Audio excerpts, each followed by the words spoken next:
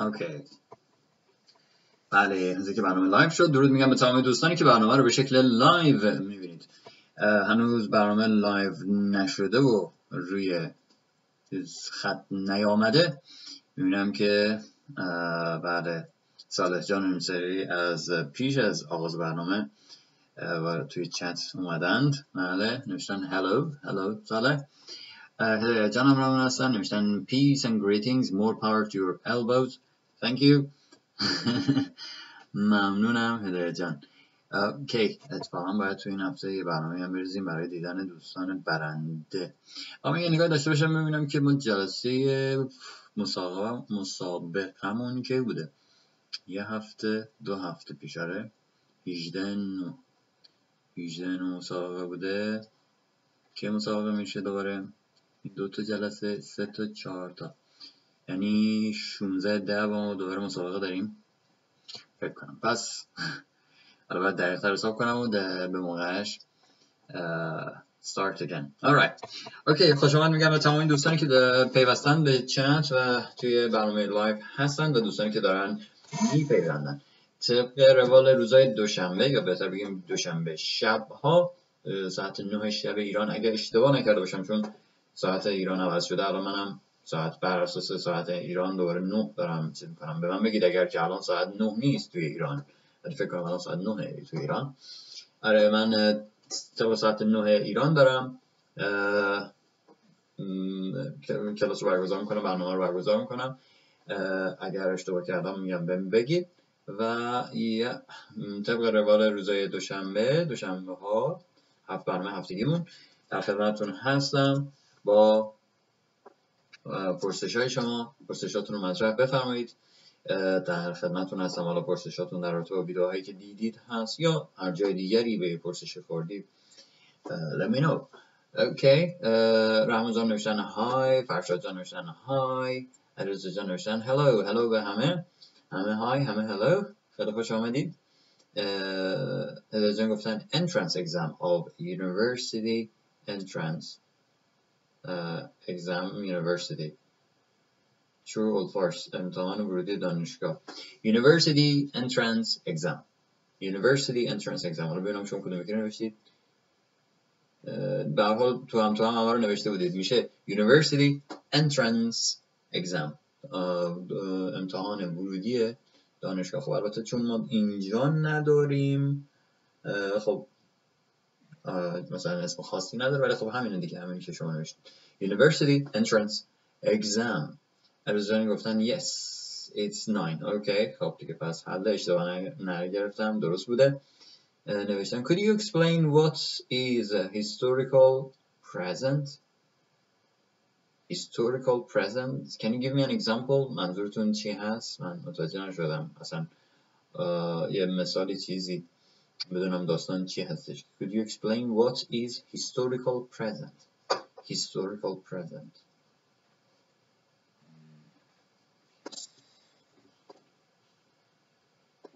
Historical present.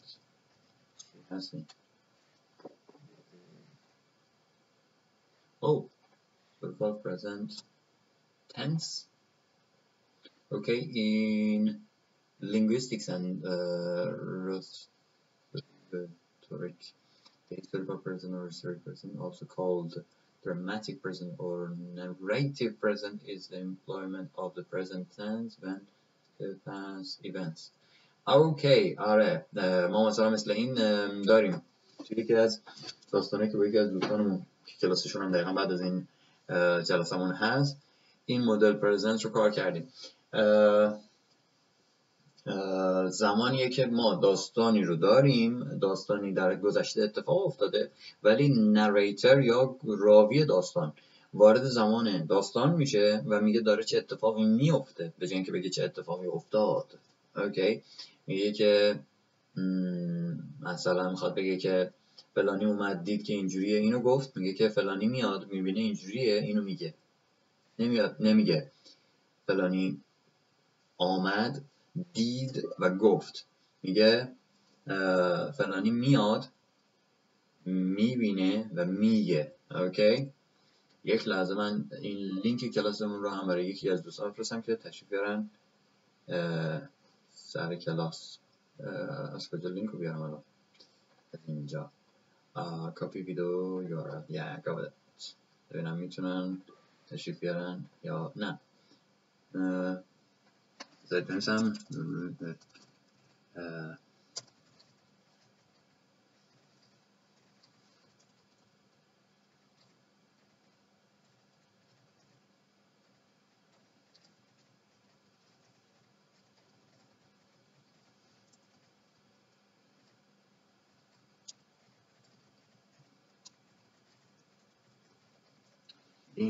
لینک here we go. خدمت شما. ببینیم دوستان هم خواستن تشریف بیاورند بشتن اوکی. alright برگردیم ببینیم دیگه چی داشتیم. historical present. آره historical present مثلا میگیم که به جای اینکه بگه من آمدم دیدم این رو و گفتم، میگه من میام میبینم اینو میگم. so مثلا میگه she comes، حالا من نباشه she comes sees the situation says and says okay. میتونه به این شکل باشه. این از historical present یا historical present tense. نعیمه جان سلام استاد، درود بر شما نعیمه جان، خوش آمدید. هدایت جان be one be a man تو هم ریخته. be a man آدم باش، درسته. behave like one یا وقتی دو تا زبان قاطی میشه تو هم دیگه میره. حالا بذارم میتونم کپیش کنم و نه بعد اولین حرفش رو پیدا کنم کدومه. نه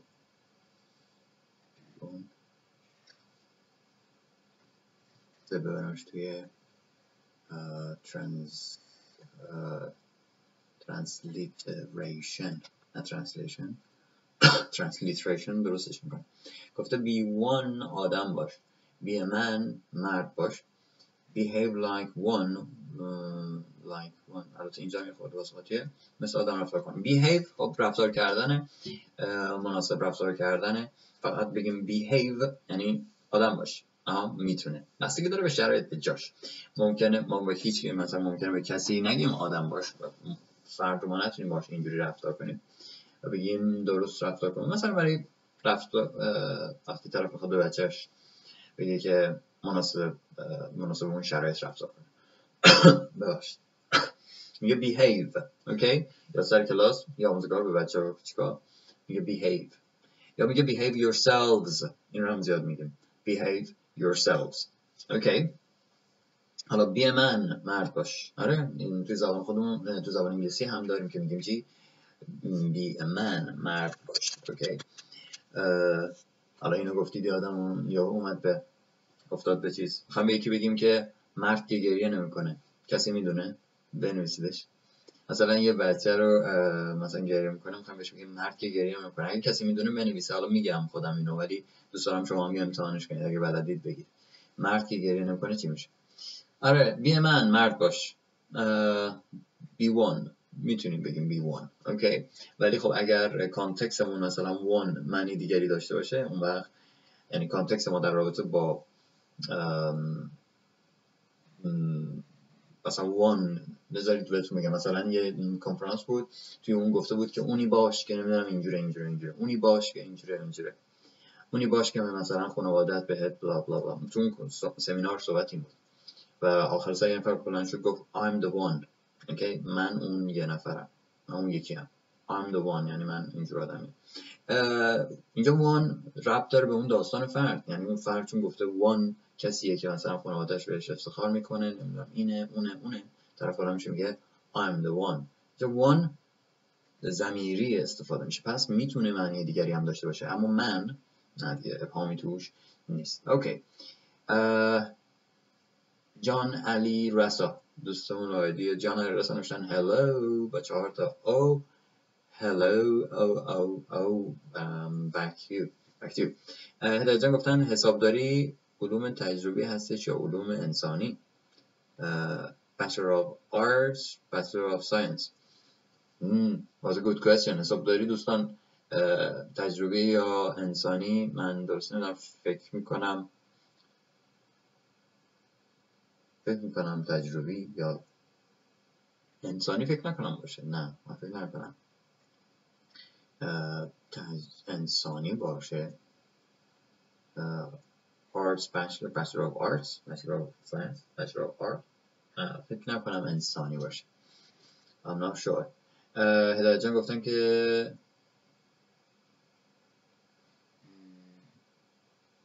چرا تو همین برنامه میگید I'm sitting, that man is sitting. مگه نشستن حال استمراریه؟ آره خب چرا؟ حالا من نمیدونم کجا من گفتم I'm sitting، ولی آره اگر مثلا میگم I am sitting، آره در حال نشستن میباشیم. اوکی. آره مثلا یه نفر دارم تلاش میکنم نمیشه، این اصلا دو تا زبان که قاطی میشه خیلی خراب‌کاری میشه. وقتی مثلا یه نفر مثلا میخوام نشونه بدم به یه نفر، میگم که من اونیم که مثلا فلان لباس دارم، اوکی، میگم که I'm wearing blah blah، تو مثلا طرف منم بشناسه تو اون جمع، یا میگم I'm sitting right behind you، دقیقا پشت سرت نشستم. اوکی. آره میتونیم از sitting تو حالت استمراری استفاده کنیم. And then next one، پیام بعدی از رحمان جان گفتن که استاد معادل money ordered توی فارسی سفته میشه یا چیز دیگه هست؟ من نمیدونم سفته چیه، شنیدم سفته رو ولی نمیدونم سفته چیه، واسه همین خیلی درست نمیدونم. مانی اوردر رو میشناسم ولی سفته رو راستش شنیدم، واسه همین نمیدونم بهتون دقیقا بگم معادل اون هست یا نه، چون یه بحثیه که خیلی توش تخصص ندارم راستش. سفته نبودم هیچ وقت تو این وادی ها، فقط شنیدم، بعد از بابام بپرسم بگه سفته چیه، بعد میگم که مانی اوردر هست. alright. هدایت جان پرسش بعدی گفتن he were or he was. of course he was. اما he were رو میتونیم استفاده کنیم زمانی که توی کاندیشنال unreal باشه. مثلا میگم if he were here he would say، اگه اینجا بود که نیست، نمیتونه باشه، یعنی شرطی نوع دوم اگر باشه ما میتونیم بگیم if he were. if he were alive، اگه زنده بود، اوکی، خب نیست، نمیشه، شرطیه، مثلا همین غیر unreal، میگیم were. تو این شرایط فقط ما میتونیم بگیم he were، در غیر این صورت همیشه he was. اوکی. هدایت جان next question داره از هدایت جان گفتن do you know what time it is. do you know what time is it. which one is true. true که نه، باید بگیم which one is correct. which one is correct. بعد اولی do you know what time it is. اوکی، نه که what time is it، چون پرسشی در پرسش در پرسش میشه. do you know یه پرسشه، what time is it اینم یه پرسشه، نمیتونم بگم do you know what time is it.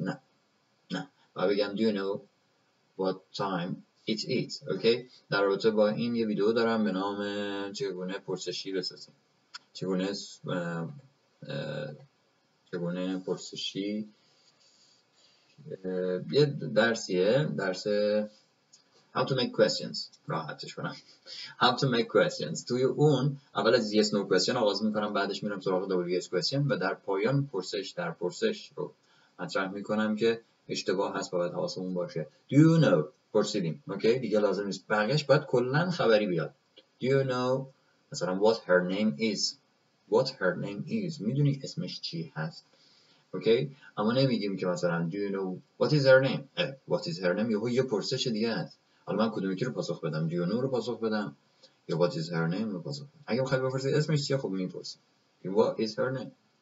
اما اگه بخوای بگیم میدونی یا نمیدونی، میدونی این قضیه رو یا نمیدونی این قضیه رو دیگه نباید پرسش بریم. ویدیوش رو ببینید چگونه پرسشی بسازیم how to make questions، اینو ببینید ویدیوشو، تو اون کامل توضیح داده.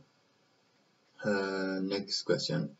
فرید، دوستی با ایدی فرید همراهمون هستن، نوشتن که what is different between be and to be when we can use be and when we can use to be For example, I want to be your friend and I won't be your friend. Okay, the second one, I won't be your friend, is incorrect. We should not say I won't be your friend, because your verb over here is want. All right, when you say I want and then you have be. Be is a kind of order. In the middle of the sentence, you're ordering the person to be. You're asking the person to be somehow. Be your friend. What does it mean? It means you be your friend. You are asking the person to do something. Actually, when we say be somehow, do something, we are actually saying that. We don't say you, but it includes you in it. Okay, so when you say I want,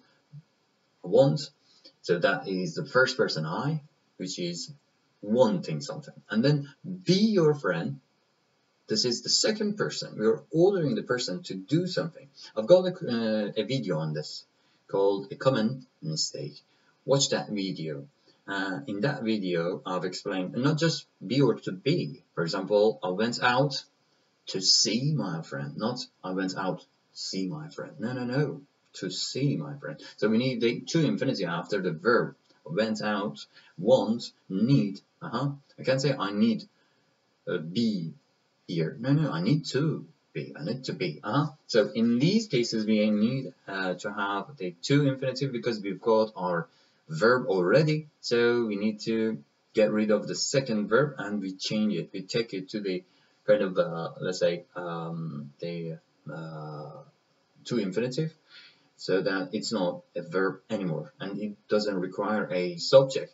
Okay, so the subject in the beginning of the sentence, like I want, is the only subject and keeps the position as the subject for the whole sentence. But if I say I want be, then I am saying this is what I want, and now you be like this. You're changing the subject. So this is wrong. So to get it right, to make them, for it to be clear for you, just watch the video called A Common Mistake. In order to get access to that one, if you go on YouTube and just search A Common Mistake, lots of videos will come out and you will not find it. Just click on this eye on this corner. There is an eye over here. When you click on that, a card comes out called how to search videos on a YouTube channel. On that video, I show exactly where to go and which box to click on and search for a common mistake.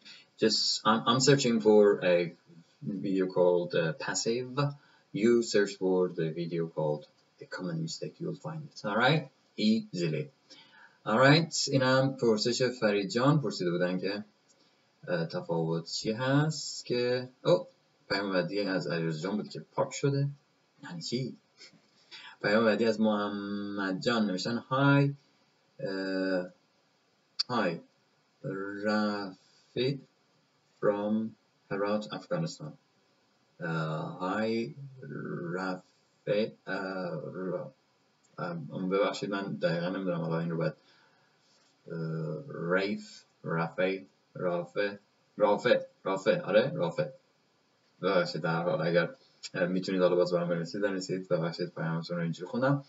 خیلی خوش آمدید دوست من. داوود جان هم برامون هستن نوشتن سلام درود بر شما داوود جان. میشل جان هم برامون هستن نوشتن سلام آقا آراد عزیز درود بر شما میشل جان خوش آمدید. آیدیتون رو فکر کنم بار اول هست میبینم. خوش آمد میگم. نه جان گفتن میخوایم بگیم معلم قبلیمون خیلی خوب بود. به انگلیسی چی میشه؟ قبلی میشه چی؟ Previous. Okay, our previous teacher was very nice. Previous میشه پیشین. این ترتیب شما میتونید از previous استفاده کنید به عنوان صفت. میشه معلم قبلیمون میشه our previous teacher خیلی خوب بود was very good. Okay. یه چیز من پرسیدم و من گفتم بگید چی میشه. مرد که گریه نمیکنه. کسی میدونه؟ بگه مرد که گریه نمیکنه. بنویسیدش برام. حالا نمیدونم اگر تو گوگل بزنید چی بهتون میده. چکش کنید اگر اونجا پیداش میکنید که بگردیدش. اگر نه حدستون رو بگید. اوکی اوپن بوک ها. هیچ مشکلی نیست. اوپن بوک. امتحانتون رو اوپن بوک ببینم چه میکنید. اوکی علیرضا جان گفتن could you explain subordinate and coordinate and correlative conjunction. Well, I've already done that, Alireza. Subordinate, conjunction, and all these things are the parts of the thing. When we have the thing, relative clauses, okay? So one part is called the subordinate, and the other one is the correlative one. And one depends on the other one, so that makes the difference between the two clauses. But they are both, as it's mentioned, that we've got two clauses, so which are separated by a relative clause, which could be when, where, why, who, whom, whose, all these things. I've got a video on this, and if you just click on this eye and follow the instructions that I just mentioned, you'll find that video as well, and it should be clear after watching that. But if you did so, and it was still a problem, a question, just get back to me, let me know, and or comment it below that video, and I'll try to explain over there. All right? Okay. Michelle, Mikhail, sometimes. پیام بعدیمون هست از میشل جان هست، نوشتن که میخواستم بدونم فرق بین هلو و های چیه، کدوم رسمی و کدوم غیر رسمی هستش. اوکی، هلو و های از لحاظ معنی تقریبا یکی هستن، اما از لحاظ رسمیت هلو رسمی، های خودمونی. اوکی، پس هلو شد رسمیه، های شد خودمونیه و یکی هم از لحاظ معنی. alright، حسین جان هم رو هستن، نوشتن سلام دایی جان گل خودم خوبی؟ دایی یه سوال، چرا تو آمریکایی ها یا تو جملاتشون میارن آسیا مانند این یه توضیح بی زحمت سالار. اوکی، میگیم یا سیا. توی بریتیش هم میگیم، توی بریتیش هم البته امریکن با یا ما فرق میکنه، یعنی بریتیش فرق میکنه. ما میگیم سیا خیلی زیاد سیا. یا مثلا یه چیزایی که حالا شاید متفاوت باشه، نمیدونم، مثلا ما بای رو توی بریتیش بای رو میکشیم، بای کشش داره. اینا آواهای زبانی هست دیگه، به هر حال داریم این مدل ها رو مثل زبان خودمون. توی زبان فارسی خودمون هم یه سری چیزها کشش داره، یه سری چیزها افت داره، خیز داره، مدلش متفاوته، به هر حال خورده میشه تهش، نمیدونم، یه حالتهای متفاوت اینچنینی داره. به هر حال هر زبانی این مدل‌های متفاوت رو میشه داخلش دید. آره، ما توی حالت اینفورمال یو رو به حالت ی میاریم و بعض وقتا توی بعض وقتا سر چت لیترچر یا ادبیات چتی این رو میپذیره که شما جای y o u بنویسید یا سیا I need ya به جایی که بگه I need you میگه I need ya. آره، چجوری بگم، تو زبان خودمون حالا مثال اگر به ذهنم بیاد، مثال زیادی میتونیم پیدا کنیم تو زبان خودمون هم که یه چیزی می‌نویسیم، یه چیزی تو حالت رسمی میگیم، ولی موقعی که داریم میگیمش خودمون یه مثلا جمعش میکنیم، کوچیکش میکنیم، یه مدل دیگه میشه. حالا مثال کی داره برام، کی میتونه تقریبا برسونه من؟ مثلا چی؟ چه میدونم، یه چیز ساده مثل پنج شنبه که میشه پنج شنبه مثلا، یا خیلی چیزایی دیگه. حالا نمیدونم، الان خوشسالی ایده اومده تو ذهنم چیا بگم، مثلا مثال آماده ندارم براش که بعد بهش فکر کنم، یا یه مثال میاد.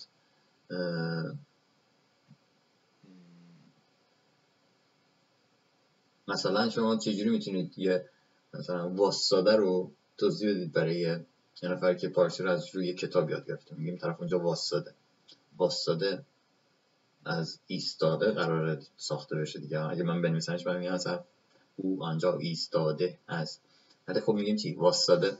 یه جوری میشه اصلا کلا آره حالا شاید این یه مثال نزدیک باشه. You هم توی انگلیسی این حالت رو داره، نه تنها you، خیلی دیگه. همونطور که مثلا a cup of tea میشه a cup of tea و میشه cup of، آخرش تبدیل میشه به cup of. خیلی چیزا هست. به هر حال منطقه هم تازه فرق میکنه. بعضی چیزا هست توی منطقه هست جای دیگه میگن چی؟ میگه چی، بذار کتابشو بگم، متوجهش نمیشن خود نیتیو هم. Yep.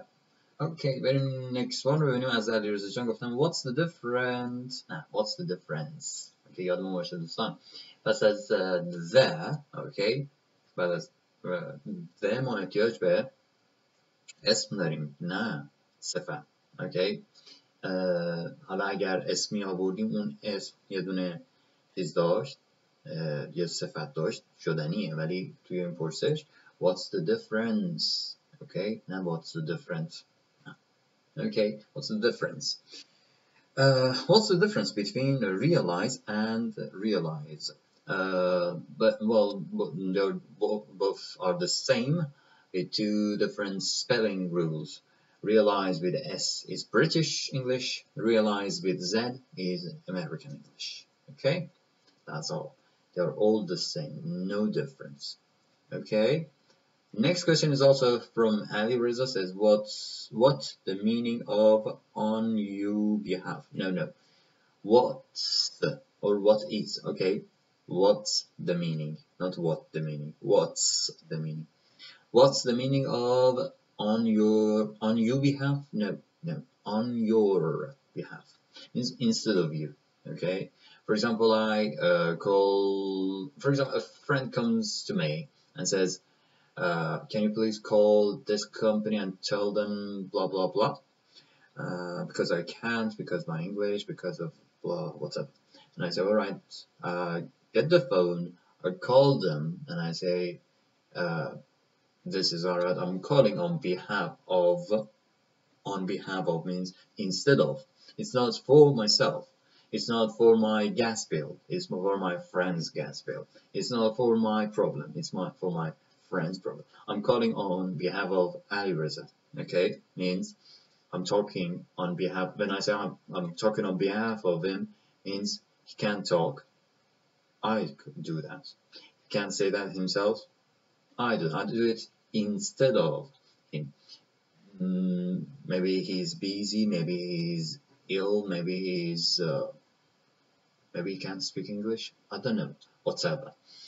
I am doing this job for my friend, instead of my friend, on behalf of my friend. Got it? Is that right? Is that sorted? Let me know. اگر پرسش رو پاسخ میدم دوستان براتون مشخص نیست، اون زیر دوباره برام بنویسیدش، بگید دوباره که حالا همینجور که دارم میرم پایین تا اونجا که زمان به من فرصت بده بررسی میکنم. اگر به موضوعی هست که توضیح دادم روشن نشد یا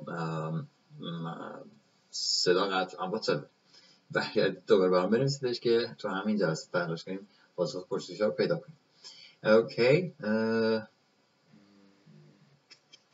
رحمان جان نوشتن که The really man don't cry. نه. رحمان جان تلاش کردن که بسازنش The really man don't cry. نه. Good try.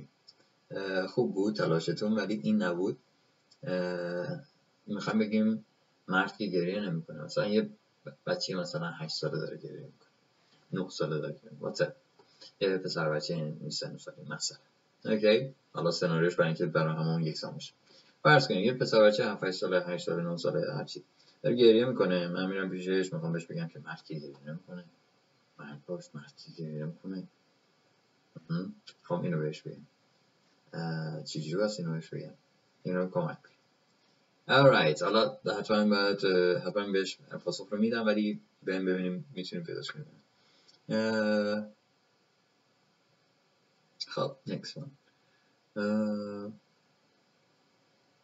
واسه اینجا گفتن مرد واقعا مرده واقعا گریه نکرد معنیش داشتی. واسه اینجا پاسخ رحمان رو دادن که خب آره به هر حال ما بگیم مرد که گریه نمی کنه. بریم ببینیم حالا کسی میتونه پیداش کنیم. اوکی. دارین؟ صدا و تصویر دارین؟ همچون که لازم کنم بشکنم.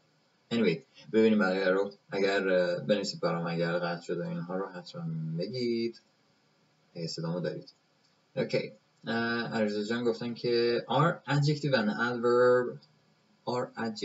adverb has any specific order? You mean do adjective and adverb? Okay, do adjectives and adverbs have any specific order, like first material, second color, and third volume? Well, there is such a thing. I can't really say that by heart. I need to check, because if I'm given a list of adjectives, I would probably do that. I would probably put it on order, on the right order, naturally, but I'm not sure exactly at the moment. I don't have it on top of my head. I'll have to check that out for you. That's a good question. Even for a video, I might be able to make a video for it. But about the part of your question which says adverbs, well, we do not order adverbs. We do not put them on order. We just have one or maybe two, I don't know. And most of the times we use very to just quantify or let's say exaggerate a bit. So and that one is considered to be an adverb as well. So it can be an adverb that describes another adverb, or let's say quantifies the other adverb. And also adverbs could be used to quantify or talk about the adjectives. So we can have an adverb talking about the adjective, and the adjective is describing the noun, but we do not list adjectives. Okay, adverbs. We do not list adverbs, but we might do this for adjectives, but I don't have the order on my head, top of my head. So I have to look for that, and I think this is a good topic to work on, because I don't have that on my channel on the list.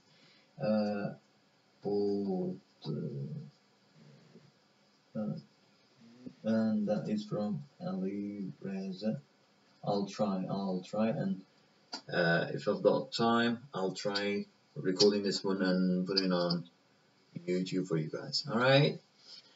Okay, let's see. Next question. پرسش بعدی از هدایت جان هست. گفتن که موبایلم همراهم نیست یا پول همراهم نیست به انگلیسی please. اوکی. پرسش خوبیه. کاش میشد من میپرسیدم اینو ببینم چند تا پاسخ میاد. خب دیگه چون شما پرسید در باید بهش بپردازیم. پول همراهم نیست. I don't have money on me. اوکی. خیلی از دوستان خیلی اشتباه میکنن و میگم with me، ولی نه، with نمیتونیم اینجا استفاده کنیم. اون زبان مادریمونه. از زبان مادریمون with رو میاریم، در واقع میگیم با هم همراه. اینا رو میخوایم بیاریم تو زبان انگلیسی که نمیشه و باید از قاعده خودش استفاده کنیم. میگیم I don't have any مثلا change on me. پول خود همراه نیست. I don't have any money on me. I don't have any cash on me. Okay. میتونیم اینجوری بگیم. Alright. پس اگه خواستیم بگیم اینجوری هست. امیدوارم که هیچ وقت بدون کش نباشید بیرون. اوکی. و حتی درون. اوکی.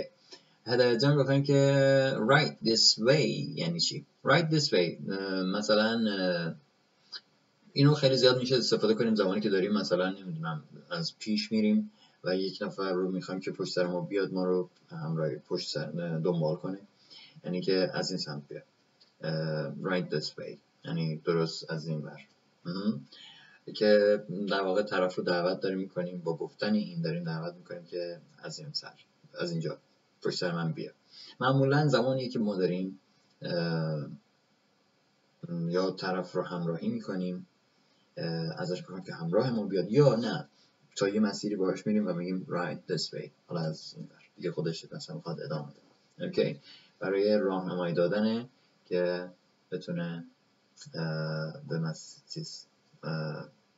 به اون نقطهش برسه. اینو دارم میگم یادم به یه کارگر بود توی هلند بودم تو آمستردام، ازش آدرس خواستم در مورد یه دونه یه میدون بود، یه میدون می‌خواستم برم، خیلی نزدیکشم بودم. وقتی ازش پرسیدم که این میدون کجا هست، چون تا اونجا که نقشه من میگفت درست رفته بودم، اینترنت نداشتم، اینترنت همه جا رو. بعد اومد از اون جایی که بودم اومد بیرون گفت متاسفم کی به شما گفت اینوری؟ گفتم این نقشه. گفت خیلی چیز متاسفم، ببخشید من عذرخواهی می‌کنم بهتون اشتباه راهنمایی دادن، حالا ولی اشکال نداره، تا چند دقیقه دیگه بری میتونی از این ور بری اونجا اینجا همه رو گفت. خیلی قشنگ منو گذاشت سر کار، خیلی شیرین بود این کارش. خودم لذت بردم. بعد گفتش که یا یه کار دیگه هم میتونی بکنی، اینجا برو اون آشش، از این برم بری اونا یه 5 قدم پایین داره. حالا اینا نمیدونم چی شدی و گفتیم right this way، این آدرس دادن و اینا، این مرد یادم افتاد، خیلی خیلی خونگرم اومد و made my day، یعنی خوشحالم کردم شکر کردن شدیم. ها دارم احساس میکنم خیلی وقتمون اونا رو میشناسه. آره اینو گفتی نمیدونم چرا یاد اون افتادم. alright خب هدایت جان next one پرسش بعدی رو پرسیدن، گفتن که sorry I don't have any coffee. sorry I have not any coffee. کدوم درسته؟ چرا اینجا نگفته I have not any coffee؟ نه ما نمیتونیم بگیم I have not، ما نمیتونیم بگیم I have not. مگه میشه مثلا ما بگیم I go not؟ شما مثلا میتونید بگید I go not to university؟ نه ما نمیتونیم بعد از فعل یه دونه not بذاریم منفی بشه، نه نداریم همچین چیزی. میدونم چرا اینو اینجوری میکنیم، چرا همیشه به نظرمون میاد که ما میتونیم بگیم have not، چرا که have not و haven't این مدل رو زیاد شنیدیم. اما اون هاوی که not رو میتونه به عهده یعنی تنها میگیرتش، اون به معنی داشتن نیست. اوکی؟ ما 3 تا have داریم تو زبان انگلیسی. یه دونه have به معنی خوردنه، یه دونه have به معنی داشتنه و یه دونه have فعل کمکیه که برای ساختن بحث‌های زمانهای کامل استفاده میکنیم. اوکی؟ اون هاوی که بحث سوم بود، یعنی have فعل کمکی که باشه، اون میتونه not بگیره. هر فعل کمکی میتونه not بگیره، مثل is که میشه is not، have که میشه have not، نمیدونم was که میشه was not. درست؟ اما have که فعل اصلی من یعنی داشتن، مثل go، مثل say، نمیشه منفیش کرد. اوکی؟ من نمیتونم بگم I say not، میگم I don't say. اوکی؟ و نمیتونم بگم مثلا I haven't a brother، نه نمیشه، یا I don't have. اوکی؟ نمیتونم بگم I haven't. درست؟ پس اون جمله کدومی که درسته؟ اون که بگم I don't have. اوکی؟ I don't have درسته، نه که I have not. اوکی next one علیرضا جان گفتن که میشه بگید کار به انگلیسی چی میشه؟ مثلا جمله کار فلانی است، کار فلانیه. میتونیم بگیم مثلا علا فلانی مثل such and such have done it، یا مثلا they should have done it، they have done it. اوکی؟ در واقع انجام اوناست، عمل اوناست، انجام اوناست. ما این شکلی میاریمش، یعنی تو چیز که بگیم کار work یا نمیدونم job، نه این ترجمه است و اشتباهه. ما ترجمهش کنیم، بعد تلاش کنیم تو زبان انگلیسی بسازیمش. و میگم که مثلا بجین که بگم فلانی این کار رو کرده، میگیم they have done it، he has done it، مثل blah blah has done it. اوکی؟ یا اگه میخوام بگم باید باشه، کار اون باید باشه، و بگم مثلا he should have done it. They should have done it. They should have done it. He should have done it. اوکی؟ کار اون باید باشه، احتمالاً کار اونه. اون should have done، should رو که اضافه میکنیم احتمال میده بهش، باید اینجور چیزی باشه، یعنی تخمین من، حساب کتاب من. ولی اگه بگم کار، نه ما اینجا نمیتونیم کار رو بیاریم، تو زبان ما کاره، تو زبان انگلیسی دیگه کار نیست. اون اگه مثلا بگیم خب کار میشه work، باید بیاریم میگه مثلا this work is his work، نه این اون وقتی میشه مثلا این کار نقاشی، این تابلو مثلا کار این نداره، اونجوری چون ما کار که الان تو مثال شماست اونو تو زبان انگلیسی نداریم. اوکی ببخشید.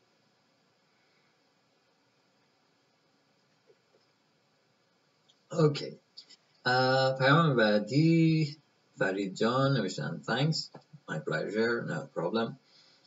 علیرضا جان پرسش بعدی رو دوباره دارن، گفتم what's the meaning. علیرضا جان بنویسین چی what's یا what is the meaning of buy in. The definition in dictionary is vague. Okay, we'll try and let's see what. Oh my goodness, haven't I sent it? Oh no. من چیز ایمیل رو آماده کردم سند نزدم. خواستم ایمیل بزنم به دوستان که تشریف بیارم برای برنامه. دعوتی کردم و قرار بر این بود که من دوستان رو دعوت کنم. Okay. It says the purchase of shares by a broker after a seller has failed to deliver similar shares. The original seller being charged any difference in cost. پس میشه a purchase of shares by a broker after a seller has failed to deliver similar shares. The original seller being charged after any difference in cost. Okay. این هم زمانیه که نمیدونم یک چیز توی اون بازار ارز یا بازار سهام، باید بگم نه ارز، بازار سهام، فردی میاد یه سهامی رو به فروش میگذاره، بعد اون سهام کفتیرش به ته دیگ میخوره، اون سهام رو دیگه نداره، بعد حالا خریدش صورت گرفته، بیش از اون خرید شده دیگه، اون مشکل خریدار نیست. اوکی. و حالا باید اون که فروشنده این سهام بوده خودش اونها رو در اختیار بذاره یا اون ضرر کردش رو در واقع، چون دیگه نداره دیگه، وقتی سهام رو زیاده از حد فروخته یا اون قیمت عوض شده و الان نیست یا هر چیزی، باید اون متفاوت اون ضرر رو پس بده، به این میگیم باید. اوکی. A purchase of shares in a company by managers who are not employed by it. Okay. این میشه که شاید آشنا نبودنش واسه اینه که به هر حال خیلی شاید نمیدونم شما رو، شاید مثلا آشناییمون به بازار سهام اینا کمه، خب خیلی درکش نکنیم، چون این هم فقط توی اون بازار معنی داره، وگرنه برای مثلا نمیدونم خرید شامپو اینجور چیزا ما نمیریم از باین استفاده کنیم تو روزمره. اوکی.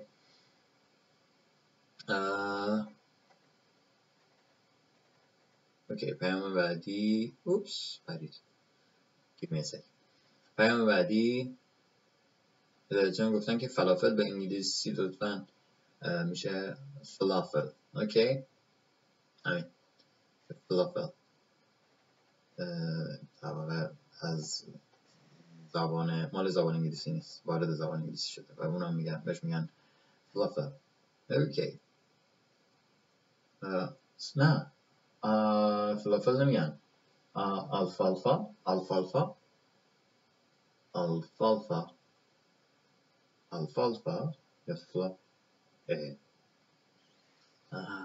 let me check. الفالفا باید بشه الفالفا. آره خودشه الفالفا. چی گفتم اولش؟ گفتم نه همون فلافله. آره فلافل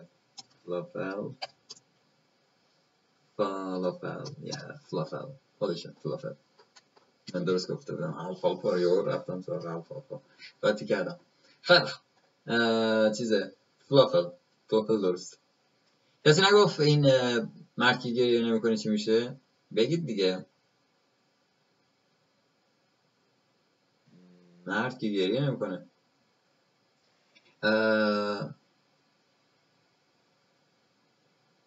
علیرضا گفتن I couldn't find a video of relative clause. I found nothing.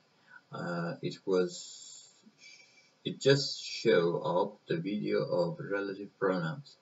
Well, if you watch that one, then in relative pronouns, then you find relative clauses. Okay, they are a part of it. The relative pronouns are used alongside, in between the two clauses. Okay, so you need to watch that video. The video that you have found is exactly the video that you're looking for. So yeah, relative clauses or relative pronouns are all explained in that video. Okay. داوود جان گفتن که real man do cry. هم میگه مرد که گریه نمی کنه، منفی. یکی مرد واقعی گریه میکنه. real man مرد که گریه نمی کنه. نه اصلا ضرب مسئله ریل نداره، یا این اصطلاحمون ریل نداره. اوکی، میخوام بگیم مرد که گریه نمی کنه. چه بگیم؟ good try. نزدیکه ولی این نیست. حالا ببینیم چی میکنید پیداش بکنید یا نه. اوکی، یه سوال دیگه دایی. حسین جان هستن اومدن دوباره دایی. اوکی،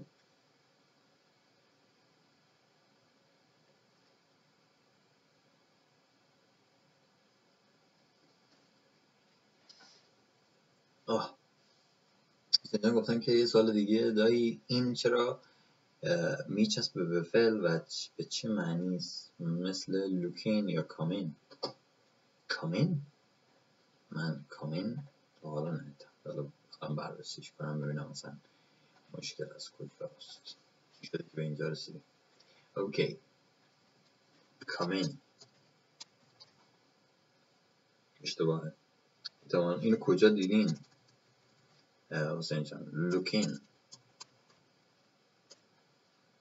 اشتباهه. شاید چیز میگید، حتما چتی بوده یا نه مثلا سکریپت چیزی مثلا چیز مثلا مثل یه نمایشنامه که مثلا فرد میگه I'm coming، بعد بی میگه I'm looking in، مثلا I'm looking for blah blah. اون جاها که معمولا درستش هم بخوام بنویسم در واقع باید بعد از I N یه دونه آپوستروف هم بگذاریم که نشان حذف جی باشه. اون حالت امریکن هست بیشتر که ما جی رو از پایان آی ان جی حذف میکنیم و میگم مثلا I'm looking در واقع looking بوده که ما جی رو حذف میکنیم و سریعتر تلفظ میکنیم. اوکی، از من این یک جواب هم روشن کنم. به نظرم این بر تاریک این برم درسته. پس همینه. یه لحظه گوشی خدمتتون.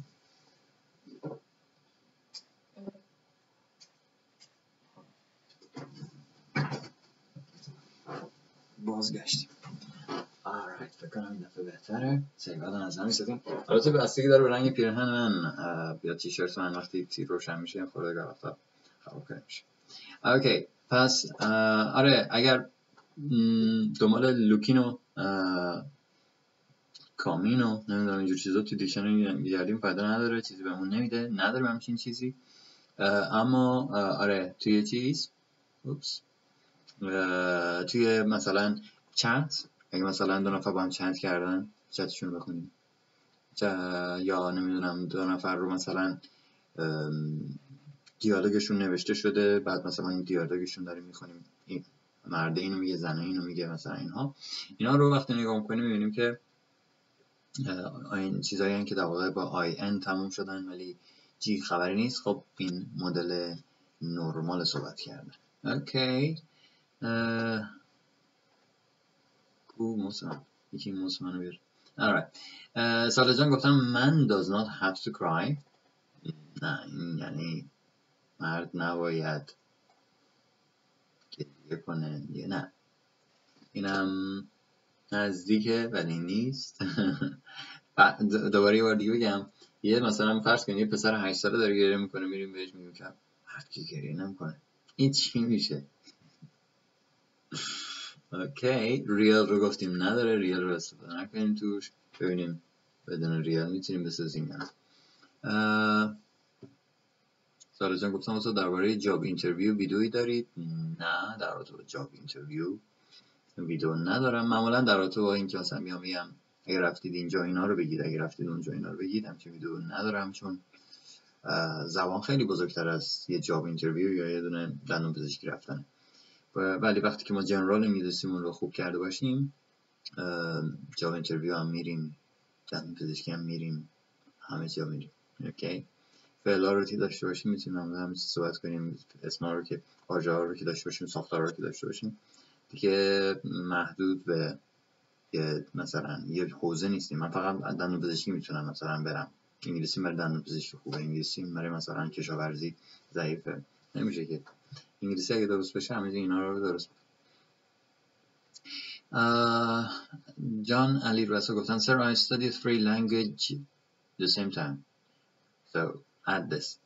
I study 3 languages. Okay, just countable noun after numbers, just add s to the noun. Okay, so let's correct it. It says I study 3 languages at the same time, not times. Finnish, English and Swedish.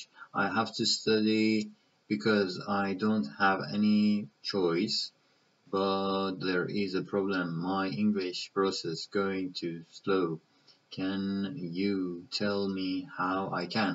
Well, my friend, I would suggest, well, I've got, and continues, improve my English so fast. Okay. What I'm doing on Portuguese at the moment is nearly what I'm going to tell you. And also a friend of mine in Germany, one of my students in Germany is doing the same thing. She's studying German language, English, and also she's working on her thesis at the same time, working and lots of stuff going on.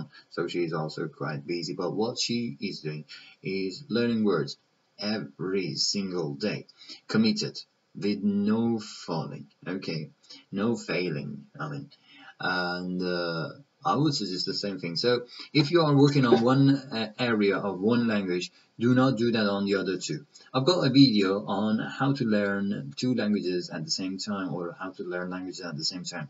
I would recommend watching that video. I've got some tips in those parts. It's a video of, I don't know, 6-7 parts. If you watch that one, it will give you lots of tips you might find helpful. You might be using some of them already, but you might want to get some more ideas to take into consideration and start working on. So yeah, go on and watch that video, hit the video and have a look. It will give you some tips, and what I would add to that video is that if you're working on vocabulary, let's say, if you're you should have one that is let's say better than the others.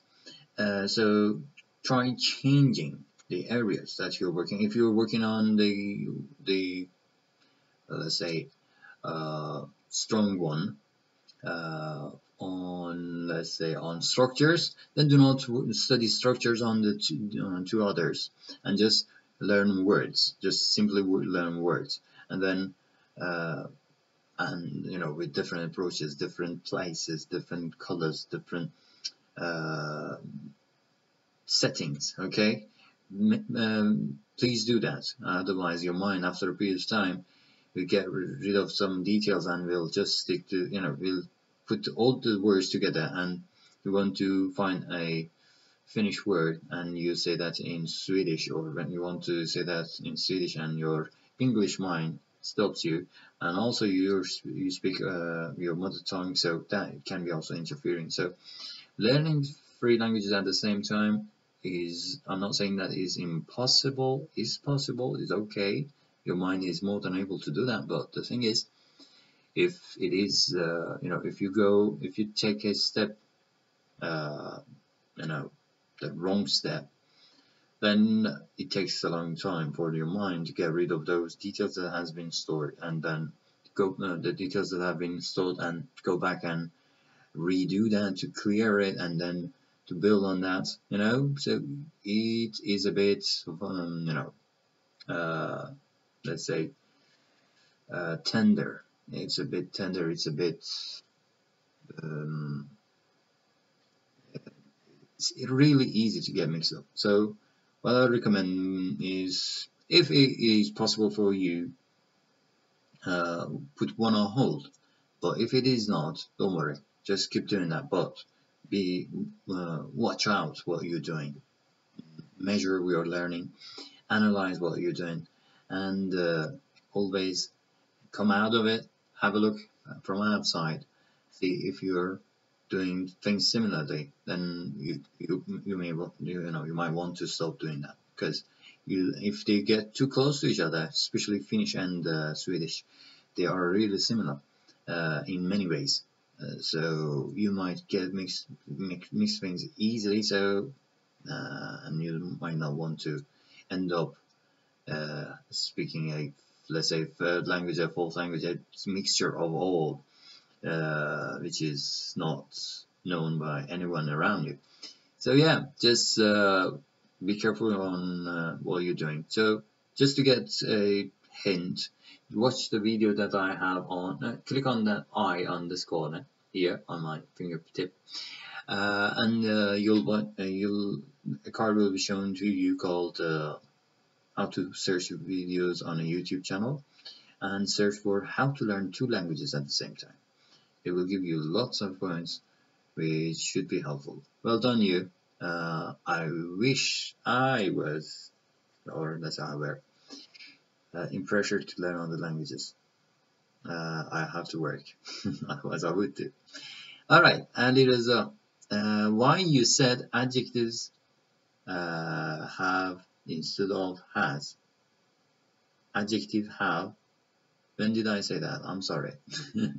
As you mentioned, adjectives have. Adjective has.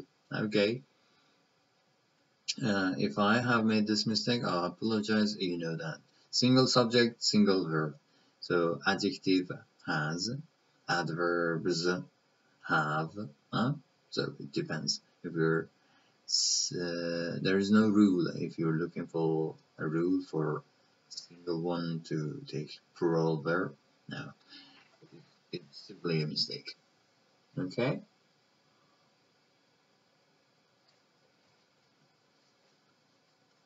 All right. Next one is how adverb can talk about adjective. Well, easily. سالتون پرسیدن که how adverb can talk about adjectives. For example,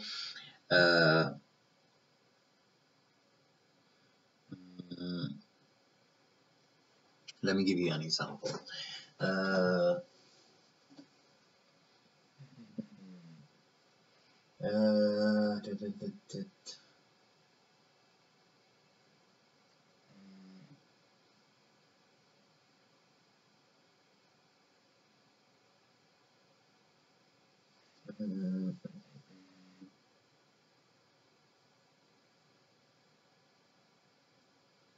Okay, I found one. Okay. For example, we've got in the noun couple, or let's say man. Man. Okay. So I want to put it in context. I need to give it an article. Okay. I would say a man. Alright? So I'm talking about a man. Now I want to describe the person. I add the adjective. Okay. Married man. Right? So the noun with the article is placed for the adjective, so that's the way we have it. Now I want to talk about this in more details, so I can use an adverb and have a new adverb. Married man. Alright? So still we're talking about the same person, but we've got more details, more everything around it.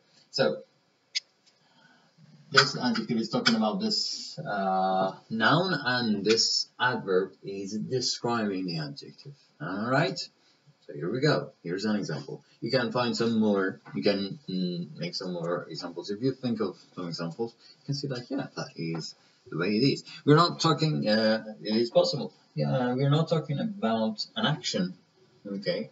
And so newly is not describing the action. Newly is talking about the adjective. Lots of people think that married is the verb, but no. This is the adjective. We're talking about the person. We're talking about the person, and the person is not single. So when the person is not single, is married. So single or married, those are adjectives. And here also, it's not a verb.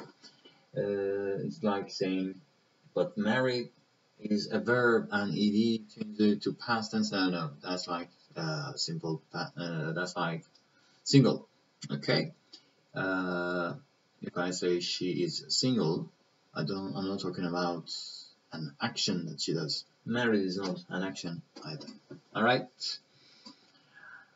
Good. حسین جان گفتن که دایی یه سوال، چرا انگلیس زبان ها به what is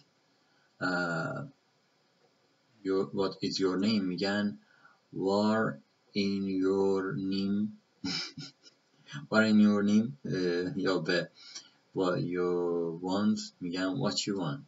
یه توضیح دیگه بدی ممنون میشم قربونت. alright. خب باز دوباره همون بحث چیزه what's your name what your name که نمیگیم ولی میگیم what's your name.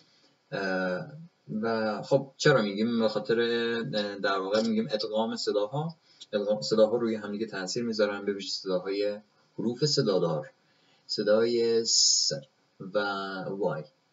اینها صداهایی هستن که تاثیرگذارن روی صداهای دیگه. باز صداهای دیگه هم هست مثل تی و دی که ادغام میشن. اینا مطالعه خاص خودشون دارن. اینا چیزا بهشون میگن جفتای زبانی، جفتای صدایی. بعد نمیدونم سه تا موضوع، سه تا ویژگی دارن. هر صدایی رو که ما میخوایم مثلا تعریف کنیم با توجه به اینکه voice هست یا voiceless، place of articulation این چی هست، manner چی هست، اینها هر صدایی تو بخش مطالعات آوانگاری اینها دسته‌بندی ها خودشون رو دارن، جدا میشن. بعد اونا رو که مطالعه میکنیم نگاه میکنیم این یه سیمیلاریتی ها یا شباهت ها وجود داره که فرد نیتیو بدون اینکه حتی بهش فکر کرده باشه اون مدلی میشه صحبتش خود به خود، بدون اینکه مثلا کسی بهش یاد داده باشه خود به خود اون مدلی حرف میزنه. چون مثلا راحت نیست بعد از گفتن صدای فلان این صدا رو بیاره، این صدا به اون یکی صدا عوض میشه. مثلا صدای ف و صدای س، اینا راحت نیست پشت سر هم دیگه گفتنش. اوکی، مثلا من بگم مثلا shelf، بعد بخوام بگم shelves، راحت تره که طرفی shelves راحت میشه. اوکی، اینجوری میتونه راحت تر اینها رو بگیم. یا شکوندن یه سری از سکوت ها رو جابجا کنیم و اینجوری راحت تر میتونیم بگیم تا اینکه بگم اونها رو جدا جدا بگیم. مثلا مثالش رو توی یکی از ویدیوهام گفتم. مثلا میگم اینکه بگم an American friend، خب خیلی راحت تره که بگم an American friend. اوکی، اون وقت میشه an American friend. اینکه بگم an American friend میگم چی؟ an American مثلا شنیده میشه این وسط. خب این سیستم نچرال زبانیه که زبان فرد رو اگر از چیز جدا کنیم، از اون کانتکست، از اون جامعه جداش کنیم و سوی صحبت خودش دوباره سرعت بگیره، باز ببینیم به اون سمت میره. مثلا بادمجان که تبدیل میشه به چی؟ بادمجان. اینجور چیزا رو تو زبان خودمون هم داریم و این خیلی برای خودمون نچرال، گوشمون آشناست، راحت میگیمش. ولی خیلی از جاها، خیلی از وقتا این اتفاق توی زبان خودمون هم میفته. تو زبان انگلیسی هم استثنا نیست. صداها روی هم دیگه تاثیر میذارن، مدل‌های صحبت کردن، لهجه، منطقه، همه اینها تاثیرگذاره. اون لهجه فرد کشش های زبانیش، گویش هایی که حالا مثلا از پیشتر داشته، مثلا هندی ها که میبینیم مثلا اون حرف زدن خودشون خودش رو میگیره، هندیشون رو وارد انگلیسی میکنن و نمیدونم مثلا میگه beautiful و نمیدونم، یا مثلا جامائیکاییه یا حالت خودش رو وارد میکنه، هر کدوم چینی ها مدل خودشونو. به هر حال همه اینها فاکتورهایی هستن که تاثیرگذارن و این ایجاد میشه. در رابطه با این یه ویدیو دارم که مثلا قواعد و چیزایی که مثلا میتونیم بشناسیمشون و حالا یا مثل اونها بتونیم صحبت کنیم، یعنی صحبت کردنمون اون شکلی کنیم، یا وقتی گفته میشه حداقل درکش کنیم حتی اگه نمیخوایم اینجوری صحبت کنیم. یه ویدیویی دارم به نام How to sound like a native speaker. How to sound like a native speaker. این اسم ویدیو هست. میتونید دور به همین ترتیب که روی آی کلیک کنید و اینها پیداش کنید و بینندش باشید. میتونه نکات آموزشی براتون داشته باشه، راحت تر باشه این مسئله. مثل همون افتادن جی از پایان ING، مثل افتادن دی از پایان and. مثلا میشه اینکه بیاد بگه مثلا my father and my mother، میگه my father and mother. میگه my father and mother، my father and father. به جای اینکه بگه father and د رو که حذف میکنه، ر رو میده به and و میگه my father ran. به جای اینکه بگه به father and ر رو میکنه میده به and. و خب این چیزایی هستش که توی صداها ایجاد میشه. میگفتم صدا، حروف صدا دار صدا رو میکشن، a and صدا رو میکشن، my father and mother یا چیزای دیگه. up and down، تو ویدیو همینا رو مثال زدم. up and down به جای اینکه بگه up and down میگه up and down. up and دیش کو، فاصله کو، اینا همش میپره. ببخشید.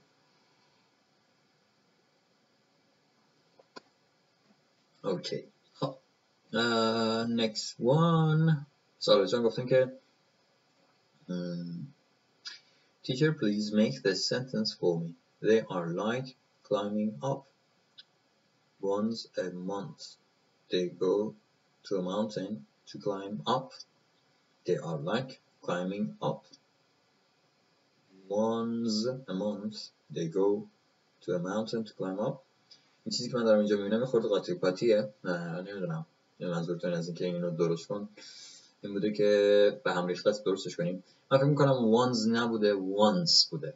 این چیزی که من دارم اینجا میبینم احتمالا میخواد اون often رو توضیح بده که how often it takes place و بشه once a month، نه که once okay once a month ماه یه بار once a month. okay پس و بعد they are like climbing up. نه من فکر کنم they like climbing up. okay they like climbing up. they like are نداره.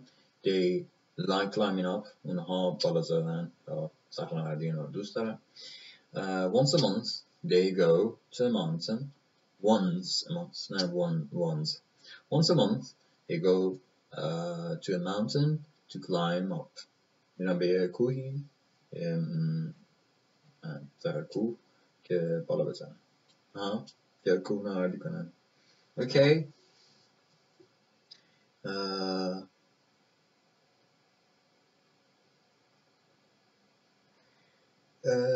عزیزان گفتن که could you illustrate or write curly brackets and euro sign.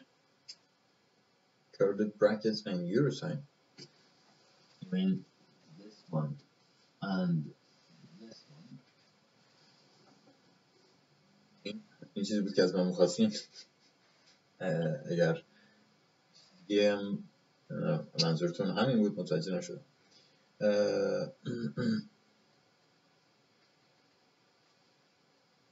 brackets and euro sign I think.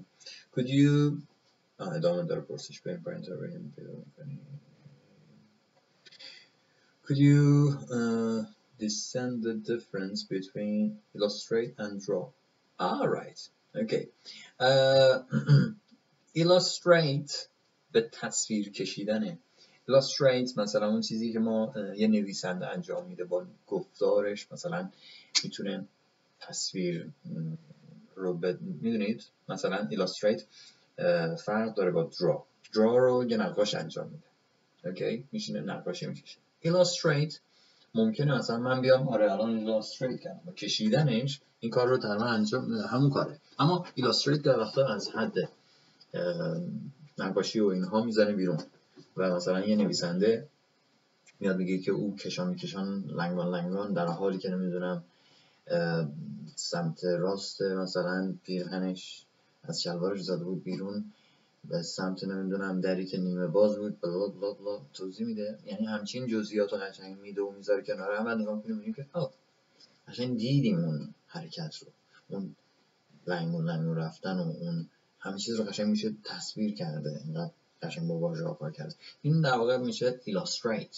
اوکی، اینجوری به تصویر کشی و ما نمیشه میگیم که مثلا نویسنده اینجا این رو draw کرد، نه، drawingی در کار به تصویر کشیده ولی به واسطه واژه‌ها، به تصویر کشیده با توجه به با رایتینگش یا با سپیکینگش. اوکی، با draw فرق داره.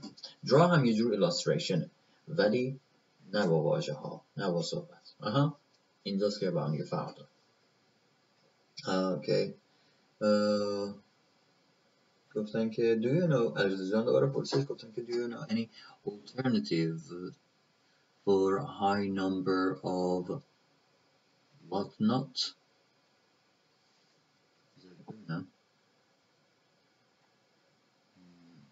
What is that؟ منم بررسیش کنم، منم وقت بدید لازم ببینم مثلا چی هست. ساعت همونم 29 اکتبر جلو میره، حواسمون باشه، عقب میره، دوباره اختلافمون تا موقع وقت داریم.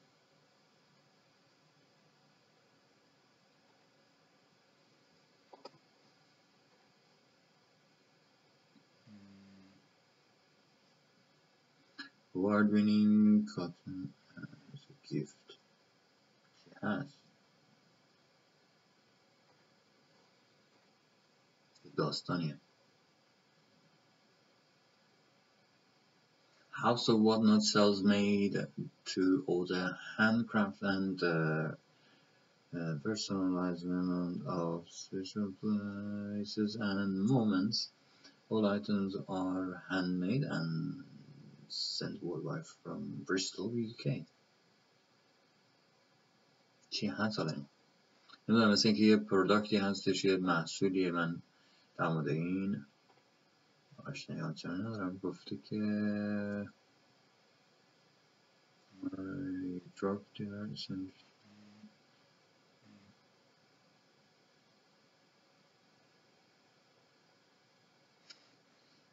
okay, house of whatnot مثل نساجی میمونه، نمیدونم، مثل بافتنی و اینجور، بافتن که نه، سوزن زن اندوزی و اینجور چیزا میمونه. من اینجور چیزا رو خیلی سردر نمیرش، تخصص هم نیست، ولی هر چیز هم توش میچرخم مثل این که رفتی به این قضیه داره. نیچز things و دیکشنری هم نمیشناستش، احتمالا میگه اسم جانی دیازار سنت. خب بذار یه کار دیگه بکنیم، یه what not رو define کنیم.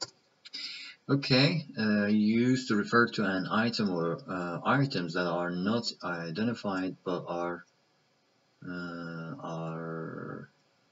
felt to have something in common with the items already named. Digital flashing, digital displays, electric sims and whatnots. چیزایی مثل این، یعنی یه چیزی مثل این. A stand with shelves for small objects. Case نه چه بینم images ببینم چی پیدا میتونم. یه چیزایی مثل یعنی که تو سوزندنی دایره است و نمیدونم داخلش میزنن و اینا رو میاره برام. درست نمیدونم اصلا همچین موردی باش تا حالا برخورد نداشتم. حالا یا چیزی که من به خاطر دور بودنم از میدیا اینا سر در نمیارم، یا کلا آره یه چیز نساجی و اینجور چیزاست که خیلی آشنا نیست. من حالا یه نگاهی باید توی بندازم. برای امشب ما یه پرسشی ایجاد کردیم که بریم اطلاعاتمون رو بیشتر کنیم. Number of what's not. ببینیم چی هست. I don't know what that is either. Okay. داوود جان نوشتن سلام استاد عزیز، درود بر شما داوود جان. تقریبا دیر آمدید. من دیگه هشاش برم الان با بندی رو جمع کنم برم آفریقا کلاس بعدی. اوکی. هدایت جان گفتن که آیا این یک اصطلاحه؟ هبسیت. آره هبسیت یعنی زمانی که مثلا از یه نفر میخوایم بگیم که بشینه، میخوایم بگیم که همون مثل sit down هستش. اوکی sit down میگیم have a seat. میگیم مثلا مؤدبانه تر از چیز هستش sit down هستش. اوکی مثلا توی اداره‌ای، توی معمولا تو ادارجات و اینها وقتی مثلا یه نفر باید منتظر بمونه اینها تا کارش مثلا انجام بدیم هر چیزی مثلا میگیم please have a seat I'll be with you in a minute چین چیزی لطفا بفرمایید بشینید. have a seat یعنی صندلی اختیار کردن بنشینید. اوکی yeah it's an expression. پرسیده بودن که آیا اصطلاح خب آره هست. رحمان جان پرسش رو بعدی رو از رحمان جان هست. گفتن که چرا مرد گریه نمیکنه یه موقعی گریه میکنه؟ وا خب بفرمایید من مزاحم شما نمیشم. من نگفتم که گریه نکنه. مثلا اگه بخوایم بگیم نکنه باید چی بگیم؟ وگرنه من مزاحم گریه شما نمیشم. اوکی پیام بعدی از هدایت جان. گفتن که در ویدیو زمان حال استمراری she is جمله ها باز به هم ریخته هستن. she is eating an ice cream بگیم having an ice cream. she is eating having an ice cream رو چرا نگیم eating an ice cream؟ eat رو ما بیشتر برای meals استفاده میکنیم بیشتر. اوکی بیشتر برای مثلا breakfast lunch و چیزای مانند این. ولی مثلا میگیم having a coffee having a snack having a بیشتر از having استفاده میکنیم تا eating برای این دو چیزا. having نمیدونم having a bite یه گاز مثلا having a coffee having an ice cream having some nuts یا خورده تخمه اینا رو نمیگیم eat. اوکی به ایت شبیه نیست خیلی. ایت بیشتر با قاشق و چنگال اینجور چیزا رو به ذهن آدم میاره. اوکی next one. هدایت جان بازم از هدایت جان گفتن که رشته تحصیلیتون تو دانشگاه چی بود به انگلیسی لطفا. میگیم what was یا what is یا what was your field of study. what was your field of study. field of study چه رشته تحصیلی حوزه‌ای که توش تحصیل شده field of study. یا مثلا ممکن بگیم major. what was your major at university. okay what was your major at university. چه سخته اینجور برگردی به university. what was your major at university. okay and next one. جان دوباره گفتن I myself don't know what I'm saying. خودم هم نمیدونم چی دارم میگم. خب این چی میشه اون وقت؟ مشکل این چی الان؟ داستان این چیه؟ اینو برای من متوجه نشدم. هم انگلیسیشو نوشتید هم پارسیشو نوشتید من متوجه نشدم پرسش چی هست. اوکی لازم من اینو بنویسم و برگردم.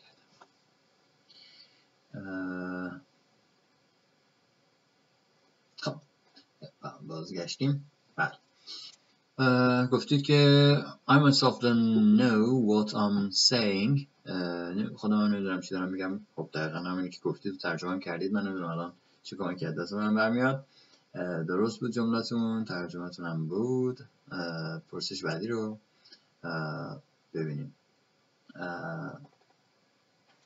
لازم فقط چیزی بعدی رو جمعش کنم. کیچنه، بعد از کیچن اینجا ببخشید.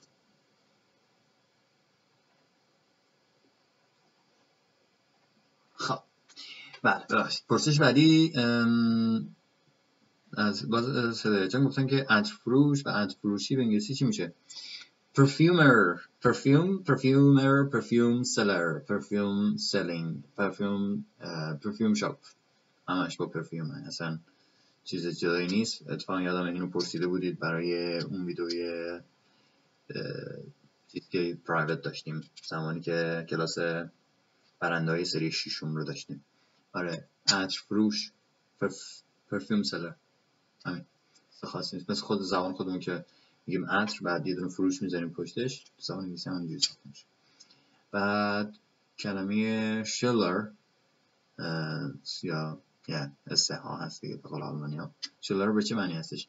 محققه، کسی که معمولا ساپورت میشه تا کار تحقیقش رو انجام بده میشه شیلر. و باید شیلرشیپش رو بگیرم. اسکولارشیپ، اسکولار رو هم بهش میگن. هر دو تلفظش قابل قبوله، هم حالت آلمانی شیلر هم حالت دیگرش اسکولار میگن. اسکولارشیپش باید مثلا دنبال گرفتن اسکولارشیپ هم همون بورسی هستش. عباس جان هم رامون هستن. این آیدی جدید هست و حال خوش آمد میگم بهتون. نوشتن سلام استاد، یه دونه بینک پشت سرش. بعد گفتن که بالاخره موفق شدم یه برنامه زنده از شما ببینم. من مشکلم اینه که کسی صحبت کنه و یا از روی ویدیو زیاد متوجه نمیشم طرف چی میگه و از روی متن و یا زیرنویس بسیار بهتر متوجه میشم. مشکلتون اینه لیسنینگتون ضعیفه احتمالاً، نمیدونم، ممکنه فاکتورهای دیگه هم باشه. عباس جان، اول اینکه خوشحالم که تونستید بیاید ویدیوی لایو رو باشید. اگر میخواید که پس از این هم ویدیوهای لایوی که برگزار میشه رو باشید، در جریان باشید، بیننده باشید، میتونید ایمیل آدرستون رو برای من بذارید. من ایمیلی رو پیش از این کلاس آغاز بشه، ویدیو آغاز بشه، با لینک ویدیو براتون میفرستم که بتونید شرکت کنید. اما اینکه کسی صحبت کنه یا از روی ویدیو زیاد متوجه نمیشم، این میتونه اولین چیزی که حالا به ذهن میاد، میتونه فاکتور زیاد باشه، ولی اولین چیزی که هست احتمالاً لیسنینگ خب قوی ندارید و رایتینگ خب البته ثبت شده است، یه آدم راحت میتونه ازش بخونه و ببینه و چیزی و بیشتر متوجه بشه. خب این طبیعیه، همه از روی رایتینگ بیشتر متوجه میشن، شما تنها نیست. اما خب حد داره، بعضیا بیشتر بعضیا کمتر. شما هم فکر نکنم کسی رو پیدا کنید که بگه که مثلا من اگر نوشته رو بخونم خیلی متوجه نمیشم، ولی اگه یکی بگه زودتر مثلا بیشتر متوجه میشم. فکر نکنم کسی باشه با این حالت.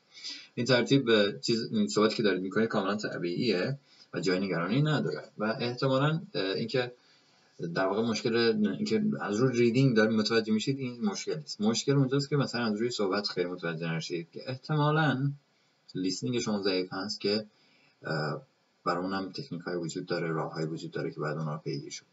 و یه ویدیو دارم به نام چگونه مهارت شنیدار خود را بهتر کنیم که اگر روی آی کلیک کنید و ویدیو اول رو ببینید، یه ویدیو هست به نام How to search videos in a YouTube channel یا چگونگی جستجوی ویدیوهای یه شبکه. اون ویدیو رو ببینید همونجور که توضیح دادم توی اون ویدیو، اونجا که از اینجا سرچ کنید، این رو سرچ کنید How to improve your listening یا چگونه مهارت شنیدار خود را بهتر کنیم، بهتر کنیم، همچین چیزی اون رو پیداش میکنید. اون ویدیو میتونه بهتون کمک کنه. اوکی. و اما پاسخ پرسشی که تا الان پرسیده بودم که بگیم مرد که گریه نمیکنه، چیز یهو اومد تو ذهنم، اصلا برنامه برای ویدیوی امروز نبود و خب حالا پیش اومد بگیمش. وقتی میخوایم یکی بگیم مرد که گریه نمیکنه، به یه بچه مثلا میخوایم بگیم مرد که گریه نمیکنه، بگیم big boys don't cry. اوکی؟ میگیم big boys don't cry. مرد که گریه نمیکنه. اوکی، این چیزیه که بیشتر هم همون کانتکست صحبت با بچه ها رو داره و بهشون وقتی میخوام بگیم مرد که گریه نمیکنه نمیدونم چرا نمیگیم من، ولی میگیم بیگ بویز. اوکی، پس یادمون باشه. و اگر به ویژه پسر بچه ها این صحبت رو داریم، نمیدونم چرا این شکلیه ولی این شکلیه دیگه، میگیم big boys don't cry. اوکی، و هر حال اون صحبت دیگری بود یا به نظرم فان اومد که این رو هم داشته باشیم. اوکی، خب دوستان منو ببخشید، یه چند تا پرسش دیگر دارم میبینم این پایین ولی نرسیدم و نتونستم به همه پاسخ ها برسم، پرسش ها برسم. به هر حال ادامه هم بدم همینجوریه دیگه، پرسش دیگه میاد میرسه. به هر حال خوشحالم که تونستم به یه سری از این پرسش ها پاسخ بدم. امیدوارم که پرسش خودتون رو پیدا کرده باشید یا از صحبتی که با دیگر دوستان داشتم شما هم پرسشی از پرسشاتون رفع شده باشه. یک سری پیام هست اینجا، یه سری چیز هست، پرسش های دیگه، چت های شما هست. حتما خواهم خوند no doubt. جلسه‌ام رو که برگزار کنم بعد از اون برمیگردم و دوباره نگاهی به همه اینها خواهم داشت و به هر حال اگه مطلبی بود که بتونم توی جای دیگه، تو ویدیوی دیگه چیزی بهش بپردازم یا نمیدونم ویدیو حتی برش درست کنم، حتما این کار رو انجام خواهم. اوکی، به هر حال خوشحالم که فرصتی دیگه بود، دوشنبه دیگری اومد و تونستم ساعتی در خدمتتون باشم و به پرسش‌های شما بزرگواران پاسخ بدم. امیدوارم که این فرصت رو در هفته‌های دیگه هم داشته باشیم. باز توی هفته هم کلاس‌های لایومون هست. فردا کلاس ملیسا جان ساعت 12 انگلستان، ساعت 3:30 ایران، 2:30 ایران میشه. اگه مشکلی نباشه، نمیدونم انقدر که ایشون روایت دارن نمیتونم با اطمینان بگم، احتمالش هست که برگزار بشه. اگر برگزار شدنی باشه حتما لینکاش رو میبینید که دارم شیر میکنم روی فیسبوک، روی تلگرام، روی جیمیل، اونا که ایمیلشون گذاشتن و خب دریافت خواهید کرد این مطلب رو. اگرم که کنسلی باشه که هیچی. اما فردا کلاس پژمان و محمد رو هم دارم، اونم لایوه ساعت 3:30 به وقت انگلستان، میشه 6 ساعت 6 بعد از ظهر، پس 6 بعد از ظهر ایران، پس ساعت 12 انگلستان کلاس ملیسا جان اگه برگزار بشه 50 و 3:30 بعد از ظهر کلاس پژمان محمد. این دو تا کلاس لایو هستن دیگه، بقیه‌شون دیگه لایو نیست و فعلا برنامه بعدی هم حالا پشت سرش اعلام خواهم کرد. امروز دومین جلسه از جلسه دومین جلسه پس از اون جلسه مسابقه‌مون بود. پس هفته بعد هم دوباره پرسش و پاسخ رو داریم، هفته بعدش مسابقه رو. Get ready for that و ببینیم چی میشه. تو این هفته، تو این چند روز آینده هم باید با دوستانی که برنده بودن هماهنگ کنم و یه ساعتی رو کلاس اون دوستان رو هم برگزار کنیم. پس حالا در ساعت دیگه بله ریمایندر هم اومد رسید. تو جلسه‌های دیگه باز میبینمتون. امیدوارم که ساعت خوبی رو در پیش رو داشته باشید هر کجای دنیا که هستید و باز هم خوشحالم که در خدمتتون بودم و تا جلسه دیگه که ببینمتون پیروز و شاد باشید. بدرود.